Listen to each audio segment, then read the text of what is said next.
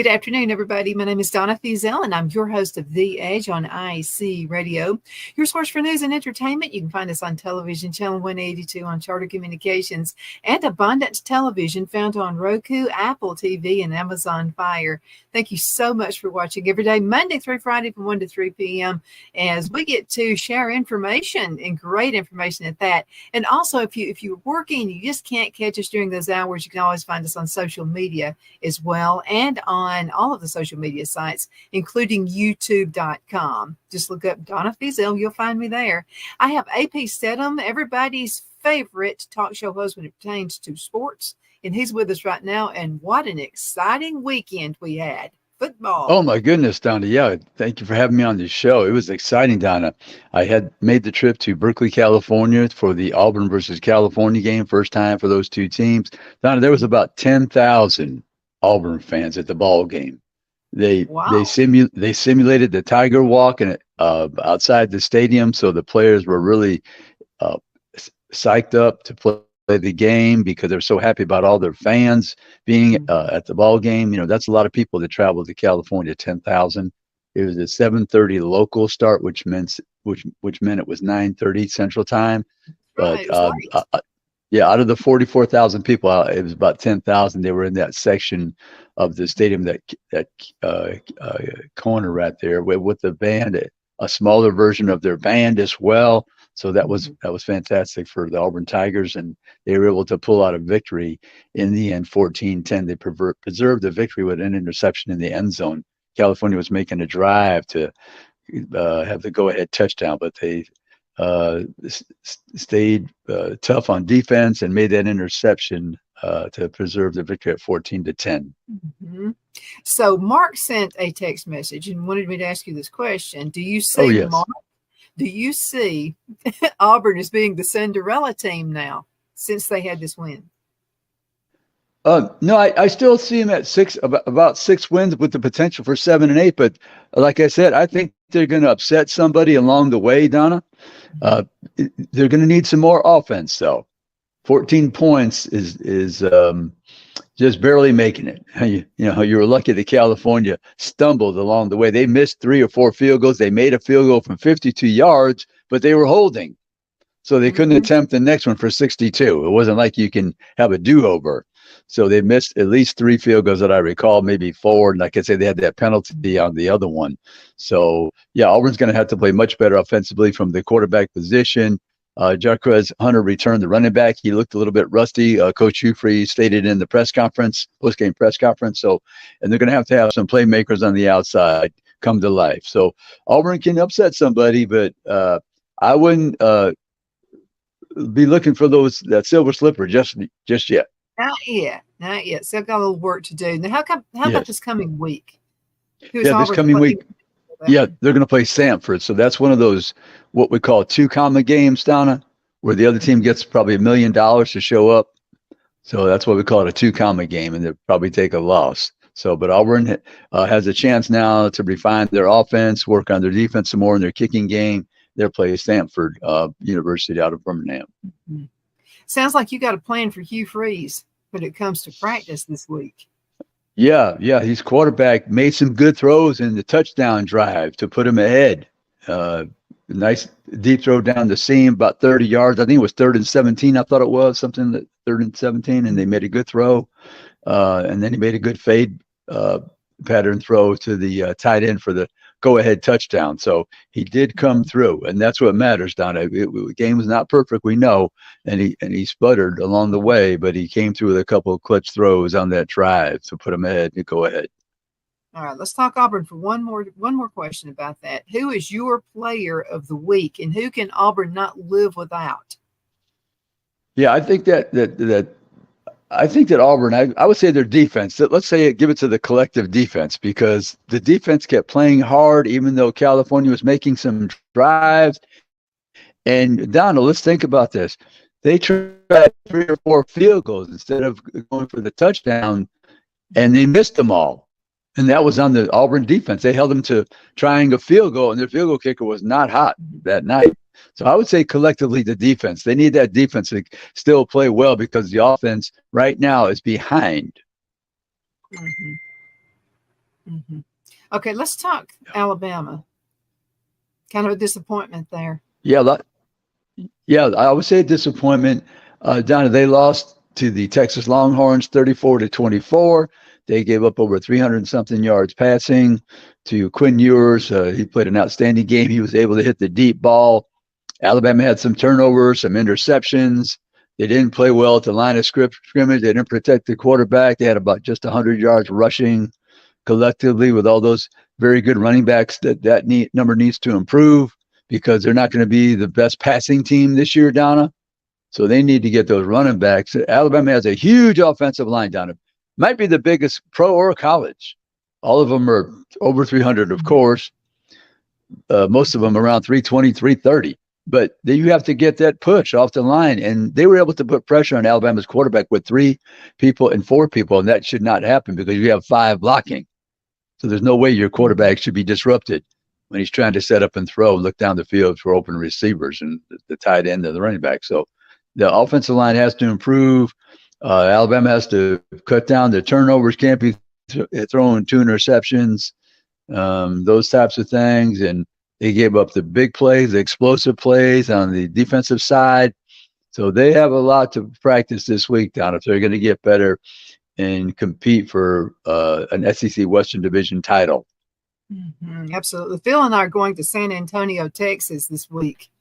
And I told Phil not to wear his roll tide shirt. Oh, my. Yeah. Probably not a good idea. You're going to get a lot of conversation. Yeah. Yeah. Wear that shirt, you get a lot of conversation, I'm sure. You'd be real popular out there. Mm-hmm. Let's talk about a few of the other. Who is your team of the week? The team of the week. Let me see. The team of the week. I would say, well, in the SEC, the team of the week, I would say the best victory for the league overall, I would say it's Ole Miss defeating Tulane. Tulane didn't have their quarterback, but Tulane gave them up a big fight. They went ahead, and Ole Miss had to come from behind in New Orleans. And Tulane was well. I would say the team of the week in the SEC, I would say it had to be Ole Miss and then Auburn right behind them. Because if we look at the league, Donna, Texas A&M went to Miami and lost by double digits. Miami put up 48 points. Last year, the score was 17-9. Texas A&M in College Station. This year, they lost 48-33. It was. So that was not good for Texas A&M. That was really a poor effort. Mm-hmm.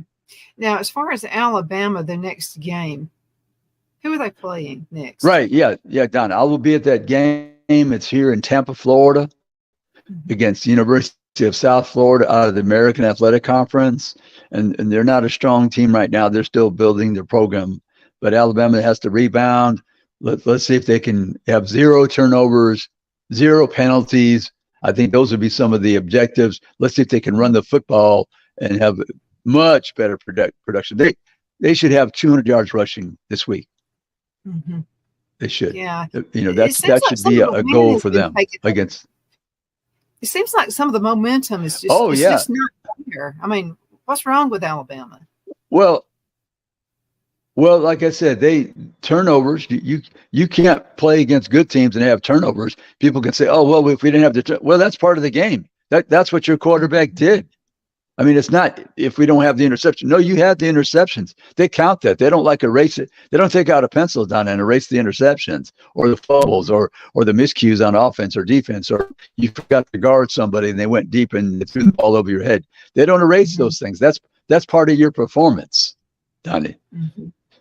So now it becomes can they erase those things every week? No turnovers and no miscues on the defense by letting people get behind you for touchdowns.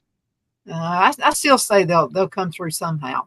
They just always do. Long season, but I've never seen them start out the season this slow.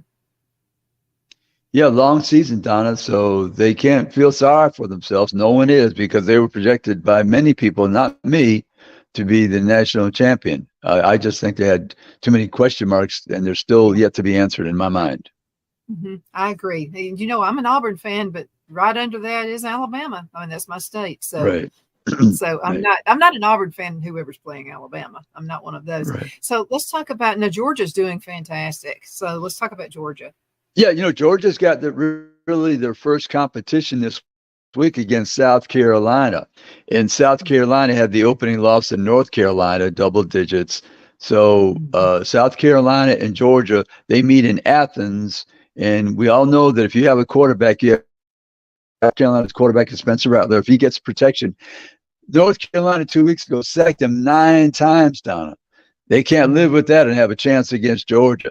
So South Carolina, you're going to find out early if they can protect their quarterback and he can find his receivers open downfield. That's the key to that ball game. Can South Carolina protect their quarterback? Because normally Georgia is able to protect theirs. Mhm. Right. Now, at this point in the season, who do you think the biggest rival to Georgia is? Yeah, right now I think they're looking at down the road. They play Auburn at Auburn September 30th. Okay, that's the oldest game in the South.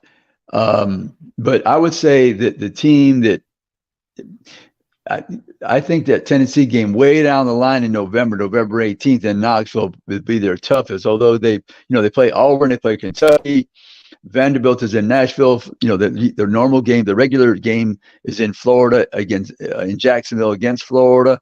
So those are Mhm. some of the games before um, they play Tennessee on that 18th, and then Ole Miss visits Athens, and so does Missouri. So, but I would think that Tennessee game way down the road, they might be challenged by one of these other teams, but I think they have to play better than some of these other teams and have their quarterback has to have a good day throwing the football, especially on third downs.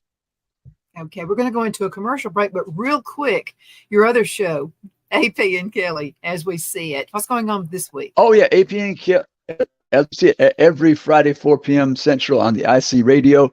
We'll be discussing these games. We're definitely going to discuss the Alabama game, the Auburn game, and all the other teams and the big games that are upcoming. So tune in. I'm not sure of our guests this week, but AP and Kelly, as we see it, every Friday, Football Friday, 4 p.m. Central on IC radio.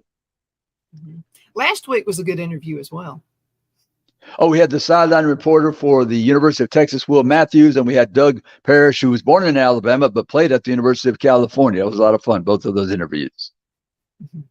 Absolutely. Let's go ahead and cut to a commercial break. We'll be right back in just a few minutes. Everybody hang in there. Okay. We'll wait just a few seconds and then we're going to jump back in. Okay.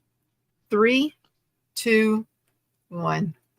Good afternoon. We are back. My name is Donna, and I am your host of The Edge on IC Radio, your source for news and entertainment. You can find us on television, channel 182 on Charter Communications, and you can also find us on syndicated television. That's Abundant Television, found on Roku, Apple TV, and Amazon Fire. And we're doing a redo on the podcast, and I'll let you know just as we're a little behind schedule.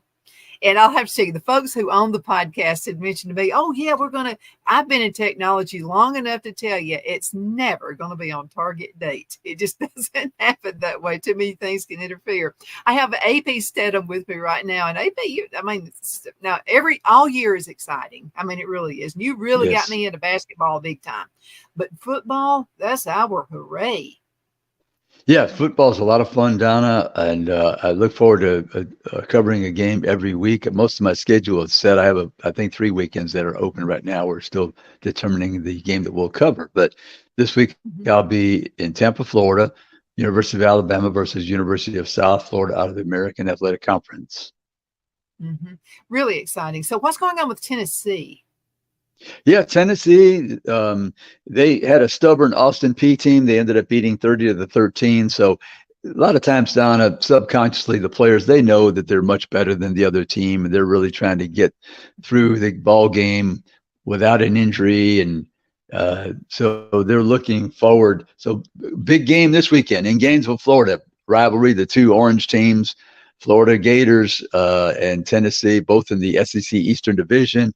So Tennessee is looking to take the Gators down in Gainesville. Joe Milton III is the quarterback at Tennessee now. So this is a signature for him to beat a rival like Florida. All the people in Tennessee, if you're coaching or playing, you want to beat Florida. Absolutely. I had a lot of questions, and I'm going back to Auburn and California again. Is why Yes. was the schedule set so late in the evening?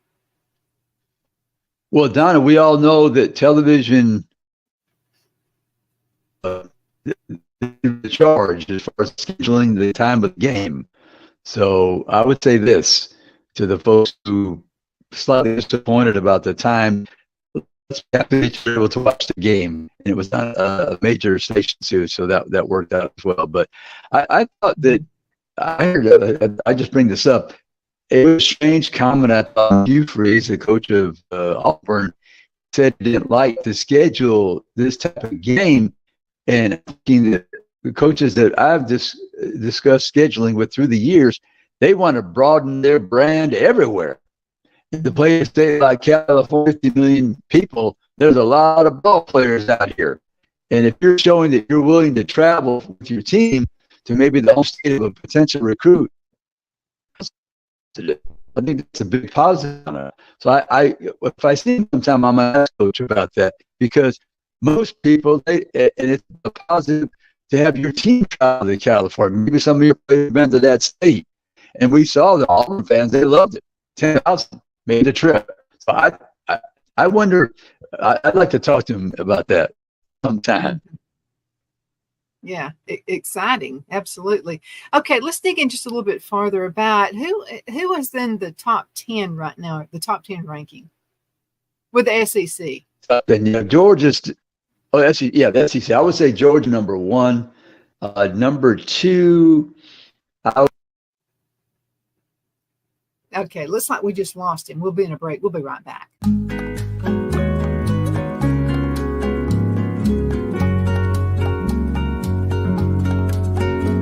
At Lamone's Mexican Restaurant, located in Henniger, Alabama, and voted Best Mexican Restaurant of DeKalb County, Alabama 2020, we're here to serve you with authentic Mexican cuisine. Order easily online by going to lamonsmex.com or call 256-657-3999 to place your order.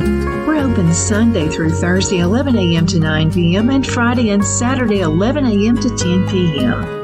Whether you're celebrating a cozy date night for two or a celebration for a crowd, at Lamone's you'll love our atmosphere and friendly servers. Thank you for dining with Lamone's Mexican Restaurant.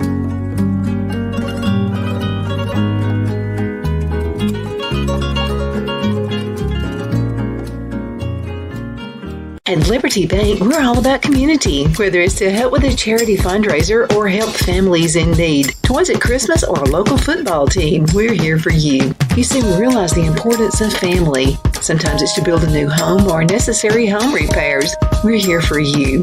If you like the feel of a small town bank with all the conveniences of a big city bank, we're here to serve you. You will find us at any of our convenient locations in DeKalb, Marshall, Etowah, and Blount counties in North Alabama. You can call and speak with any of our friendly staff at 256-659-2175 or check us out on the web at libertybankal.com. And thank you for your support of our community. Member FDIC Equal Housing Lender.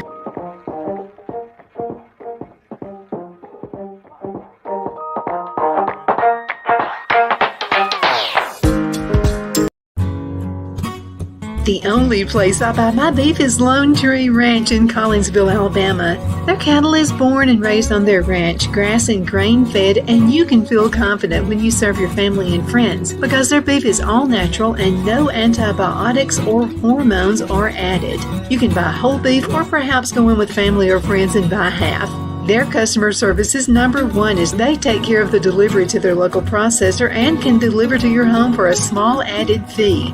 They also offer herd replacement heifers. I always call Lone Tree Ranch in Collinsville, Alabama for my beef specialty recipes and cookouts, and you can too. Food shortages are increasing, so buy local by calling 256-523-6462. That's 256-523-6462.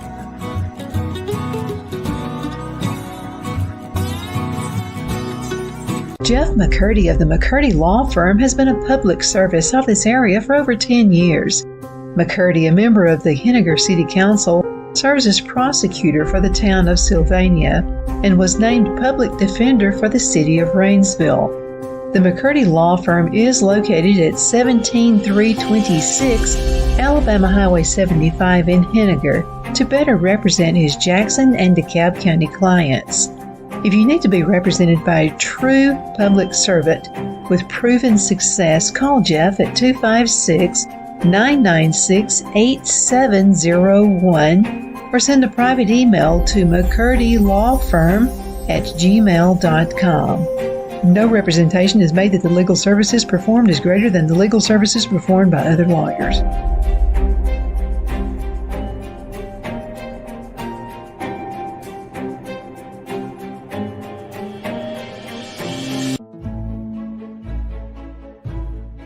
The Hatter Cafe and Country Inn is nestled in the northeast corner of Alabama the Beautiful in the delightful town of Mentone. We're located on top of scenic Lookout Mountain near Little River and DeSoto State Park and located only 5 minutes from shopping and restaurants. There is also a nearby community walking path and golf course. We welcome everyone through the doors and we are committed to outstanding service for all guests. At the Hatter Cafe and Country Inn, we invite people from all walks of life to come and get away from it all, enjoy the open spaces, treetop views, fresh, clean air, and experience Southern hospitality at its finest. We look forward to hosting you. To reserve a special event, or if you would love a special getaway at the Country Inn, you can call us at 256-634-2018.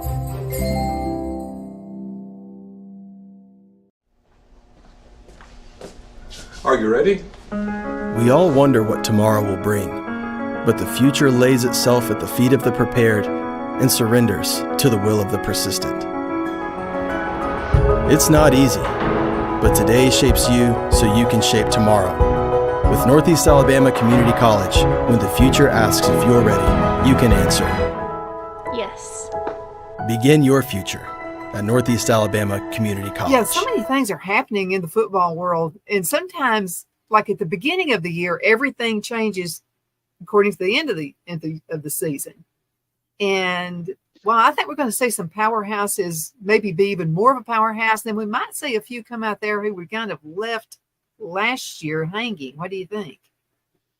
Yeah, Donna, everything is unscripted drama, we always say in the world of sports. So we project, we predict, we observe, we analyze in advance, but the game is played by young men between the ages of 18 and 24 or so. And we just don't know what's going to happen from week to week. So that's why it makes it so much fun, and it's interesting and intriguing and a lot of drama. But right now we have, Georgia, they're still a powerhouse, and I'd say Tennessee is behind them, LSU, whether Alabama rebounds, I don't know. That's up to them, but they have some talent. We'll see what happens. But I can't wait till all the, you want to watch all these games that are played every week and see who has the outstanding performance to either propel themselves to a win or upset, have an upset. And so that's what makes it just exciting for people to watch college football. Yeah. Now, where is Alabama standing in the rankings right now? I think they're moved down to 10th or so, 10th, something like that. I saw a So at least they're still in the top 10. So they're at least I think I saw a 10 in one of the polls yesterday. I didn't have a chance to review all of them, but I think it's around 10. So they dropped significantly, I think. Mm-hmm. We also have some Clemson fans who watch the show. And so big question is what's going on with Clemson? Yeah, Clemson, I think that their quarterback, he's not that accurate as a passer. He can run the football. I'm not sure he has the playmakers on the outside, but Clemson has to come up with a plan to utilize his skills the best for them to have a chance to win, because they were beaten by Duke in the very first game. I mean, it was not close. It was 3 touchdowns. So they've got to get better with their offense. Defensively, they usually play pretty well, and they've got to hold on to the football. Turnovers really hurt them in that ball game. Now let's get outside of the Southeastern Conference and let's look beyond that. What do you see happening out in the other conferences? Yeah, I think Michigan's a good team, a very good team, and from the Big Ten. I think Penn State has a chance this year to beat Ohio State or Michigan. Maybe that could cause some upside down things in the standings. I think USC, they have tremendous offense. I don't know if they have any defense. We saw that Texas came into Alabama and beat them in Tuscaloosa. Can they win the Big 12 now? Can they, here in a couple of weeks or so, beat Oklahoma in the Red River Shootout that's held in Dallas, Texas? I mean, that's the natural progression. If you have a big upset win over a power team like Alabama, Texas, this is, if you want to be considered real and back, you must win the Big 12 championship in my mind. Yeah. Mm-hmm. So those are, in Florida State, I saw them play and defeat LSU by 3 touchdowns.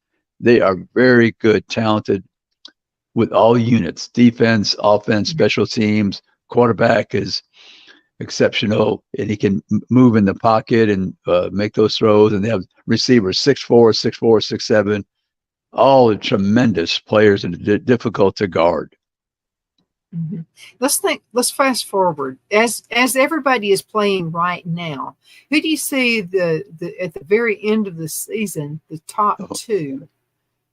As of right now, I know that's going to change. Yeah, I mean, if you're looking at let's look at the SEC. I mean, I would still say Georgia has the potential to win the SEC again.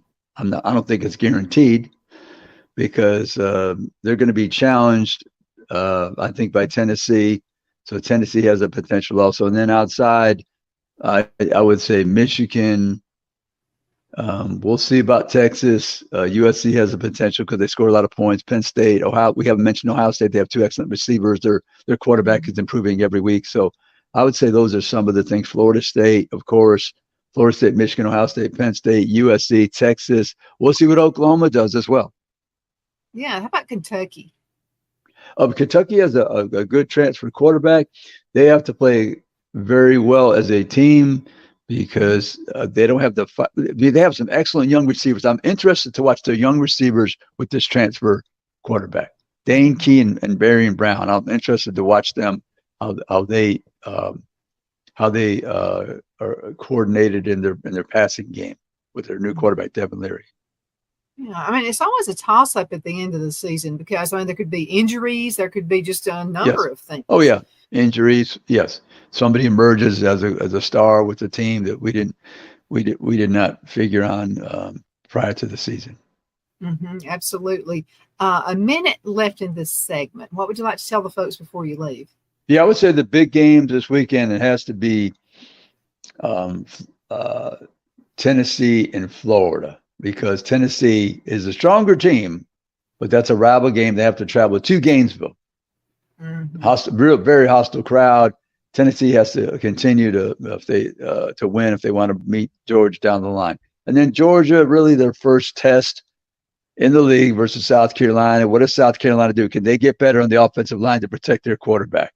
I would say to watch those games. Those are important. And then LSU, Mississippi State. LSU, they're trying to rebound a couple weeks ago from that Florida State game. They beat Grambling last week, put up 70 points, but they're traveling to Starkville, and that should be a tough ball game for LSU as well. Absolutely. AP and Kelly, as we see it here on Fridays, Football Friday at 4 p.m. Central Time, by the way. A number of you outside of our zone have said, it wasn't on. What happened? Just out of the time zone, Central Time Zone. AP, thank you again so much for being on the show, and the best to you and Kelly. Hope things go very well. I know they will. Oh, thank you. Thank you so much, Donna. It's always our pleasure to be on IC Radio with you every week. And as I say, 4 p.m. Central, Football Friday, AP and Kelly, as we see it. Thank you, Donna. Absolutely. And thank you so much for watching. You are the absolutely best folks out there. And if you have any questions for AP, just send those to Donna at donnasedge.com. Again, thank you so much for watching.